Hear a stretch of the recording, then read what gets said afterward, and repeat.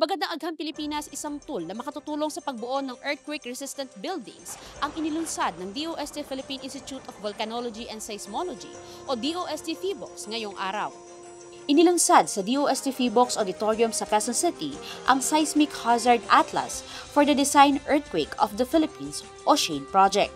Isang critical tool na magagamit upang makagawa ng earthquake-resistant at resilient buildings o structural design sa mga earthquake-prone areas sa bansa.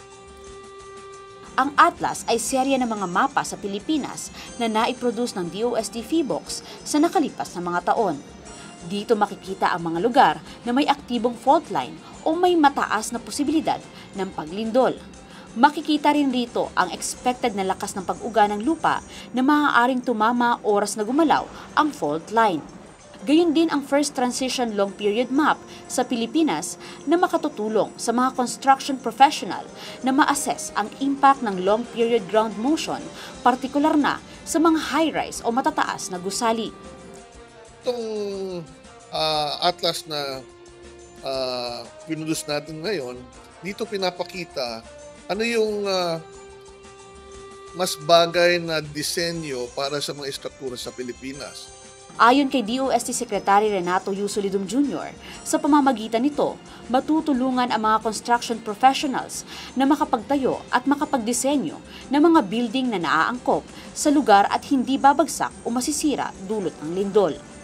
Mas maraming data, mas maraming pag-aaral, napapaigin natin yung analysis. At yung ibang mga resulta ay nagpapakita na mas mababa dapat ang disenyo sa ibang lugar kaysa sa iba. So may mga lugar na mas mababa, may lugar naman na tumaas. But ang suma total is we're providing the engineering and science data para dun sa mas angkop na basihan pag disenyo ng mga building. Ayon naman kay DOST PHIVOLCS Director Teresito Bacolcol, layo ng pagbuo nito na masigurong ligtas ang bawat komunidad sa Pilipinas mula sa banta ng lindol. Sa isang bansang prone sa seismic activity, mahalaga ang mga teknolohiyang makatutulong upang mabawasan ang posibleng maging epekto nito. Ang Atlas ay isa lang sa mga inisyatiba at proyekto ng DOST, partikular na ng DOST PHIVOLCS, upang masigurong ligtas mula sa banta ng lindol, hindi lang ang ating mga ari-arian, ngunit maging ang bawat buhay ng bawat Pilipino. At yan ang aking balitagham sa araw na ito. Ako po si Desa Maderal, delivering science for the people. One DOST for you.